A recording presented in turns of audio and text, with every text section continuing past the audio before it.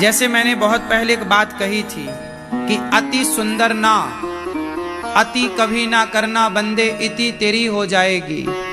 अति सुंदर थी सीता मैया जिसके कारण हरण हुआ, अति अभिमानी था वो रावण जिसके कारण मरण हुआ। अति कभी ना करना बंदे, इति तेरी हो जाएगी।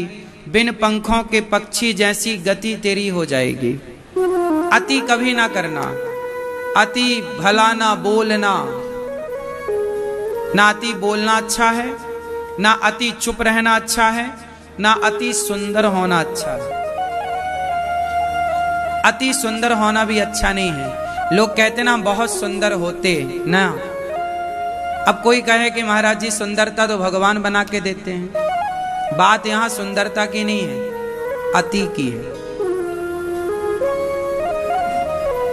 अब देखो, मैंने ये बात बोली थी बहुत पहले कि अति सुंदर होना भी अच्छा नहीं है। इसमें बड़ा विवाद हुआ था, पता है। लेकिन ये बात भी लिखी हुई मिल गई थी, अति रूपेण वही सीता अति गर्वेण रावण। जबकि मुझे ये बात पहले लिखी हुई है, ये बात पता नहीं थी। बस मैं ये जानता था कि अति नहीं होनी चाहिए। लेकिन ये बात भी लिखी मिल गई, अति रूपेण वही सीता। सीता माँ का अपहरण क्यों हुआ, ऐसा मैं नहीं कहता। चाणक्य नीति में चाणक्य कहते हैं कि अति सुंदरता के कारण। अब सुंदर ना होए कोई तो कोई काहे चुराएगा। और बात यहां सुंदरता की नहीं है, बात अति की है। अति, आप लोग ना कहते हैं कि भैया अति ना करना। क्या ना करना? क्योंकि अति का अंत होता है। अति ना करना। अति सर्वत्र वर्जयेत, ये आपने सुना होगा। ये अति सर्वत्र वर्जयेत कौन बोल रहा है? चाणक्य। ये अति सर्वत्र वर्जयेत वही श्लोक है जिसकी ऊपर की लाइन ये है कि अति रूपेण वही सीता अति गर्वेण रावण।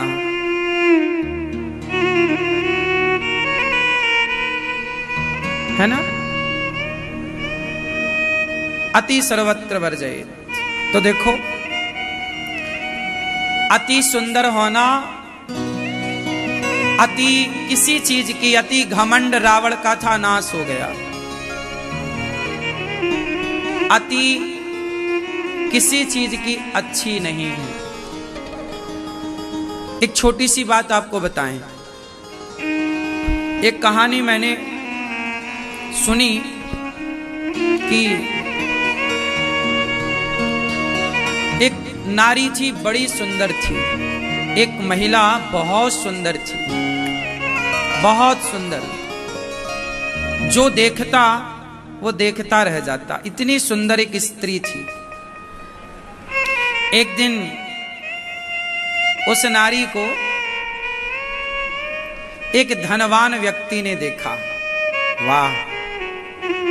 उस धनवान व्यक्ति ने प्रस्ताव रखा कि तुम मेरे से विवाह कर लो। और वो नगर सेठ था, बड़ा पैसे वाला, कोई कमी नहीं, बड़ी सुंदरी महिला। वो महिला भी तैयार हो गई। तभी वहां से एक सेनापति गुजरा, राजा का। सेनापति ने देखा ये तो बड़ी सुंदर है। सेनापति बोला तुम मेरे से विवाह कर लो, मैं सेनापति हूं यहाँ के राजा का। अब वो महिला कह चुकी थी उस अमीर व्यक्ति से कि मैं आपसे विवाह करूंगी, पर अब सेनापति का दबाव, तो उसने कहा अच्छा ठीक है, हम आपसे कर लेंगे विवाह। तब तक वहां से राजा गुजरा। तो राजा ने भी देखा कि ये तो बड़ी सुंदर है, ये तो मेरी रानी बनने के योग्य है। राजा ने प्रस्ताव रखा कि आप हमसे विवाह करो। वो तैयार हो गई, जी हाँ हम तैयार हैं। वो तो बहुत सुंदर थी और वो चाहती भी थी कि मेरा विवाह हो। अब राजा का प्रस्ताव कैसे ठुकराए? महिला एक है, सेनापति भी उसे चाह रहा है। सेनापति बोला महाराज मैं इससे पहले बोल चुका हूं। सेनापति से वो नगर सेठ बोला इससे पहले मैं बोल चुका हूं। अब तीनों लड़ने लगे, नगर सेठ, सेनापति और राजा, तीनों लड़ाई। तब तक वहां पे और लोग आए, प्रजा आई। प्रजा ने देखा, वाह महाराज ये तो बहुत सुंदर है, आप कहो आज्ञा हो तो हम लोग ब्याह कर लें। अब सब तैयार हैं ब्याह करने को, पर राजा के आगे चले किसकी? सेनापति बोला, महाराज मैं आपका सेनापति पद त्यागता हूं, पर मैं विवाह इससे करूंगा। नगर सेठ बोला, महाराज मैं सारा धन लेके दूसरे राज्य में चला जाऊंगा, उस राजा को टैक्स दूंगा, मैं आपके राज्य में नहीं रहूंगा। ये मैंने विवाह का इसको प्रस्ताव पहले दिया, मेरा ब्याह होना चाहिए। अब तो भैया सेनापति और राजा की लड़ाई होने लग गई, युद्ध छिड़ गया। नगर सेठ भी अपनी तरफ से पैसे से खरीद ले आया, लोगों लड़ाया, जो जीतेगा वो। अब भैया बेवजह सेनापति और राजा की लड़ाई हुई तो सेना मारी जाने लगी। भाई जब लड़ेंगे तो कोई ना कोई तो मरेगा, भाई दो लोग लड़ेंगे तो चोट किसी को तो लगेगी ही। अब देखते देखते लाशें बिछ गईं। तब किसी समझदार व्यक्ति ने रोका, महाराज रुको, क्या करें, इससे सबको विवाह करना है। तब फिर सबने सहमति कही कि भाई राजा आप ही जिद छोड़ दो। राजा बोला, मैं जिद नहीं छोड़ता। सेनापति आप जिद छोड़ दो, मैं नहीं छोड़ता। नगर सेठ बोला, मैं भी जिद नहीं छोड़ूंगा। तब बोले कि अच्छा एक काम करो, अब उस लड़की से पूछो, महिला से, कि वो क्या चाहती है। अब वो तो पहले भी कुछ नहीं चाहती थी, लड़ाई तो ये लोग लड़ रहे हैं, वो तो पहले भी चुप थी, अभी भी चुप है। अंत में राजा ने निर्णय दिया, वो राजा पता नहीं कैसा राजा रहा होगा, बोले अब से अच्छा एक काम करो, ये सबकी पत्नी। तो उस महिला को नगर वधू घोषित किया गया।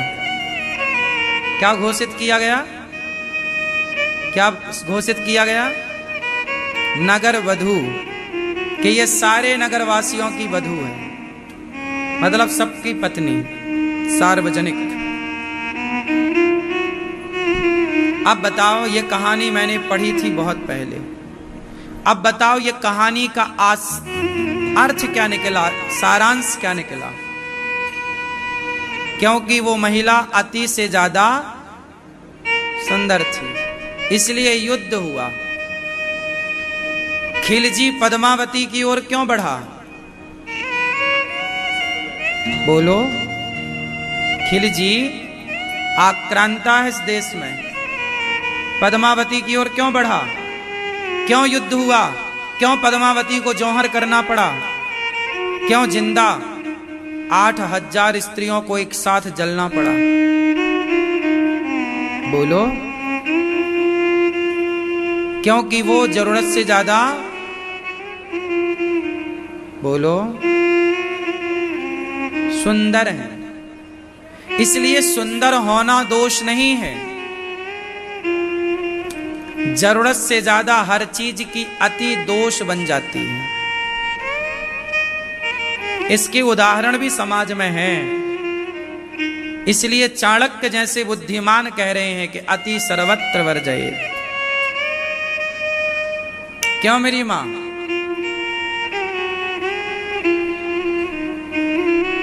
इस पर भी लोगों ने विवाद किया। देखो, जो मैं बात कहता हूं ना, वो समझदारों के लिए होती है, आप लोग समझते भी हैं उसकी गहराई को और उसके मर्म को। बातों की भी एक मार्मिकता होती है, मर्म होता है कि जो बात कही जा रही है किस लिए कही जा रही है। बोलो हाँ कि ना? लोग नहीं समझते, और ना समझने वालों में सबसे ज्यादा संख्या किसकी है? पत्रकारों की। बस पूरी दुनिया, पूरा समाज समझ जाती है, बस पत्रकार नहीं समझते। इन्हें अलग से जाकर समझाना पड़ता है। हाँ, समझते वो भी होंगे, पर उन्हें बात करनी खुल के, ठीक है। इसलिए हम आपसे कहते हैं कि शास्त्रों को समझने का दृष्टिकोण अलग चाहिए।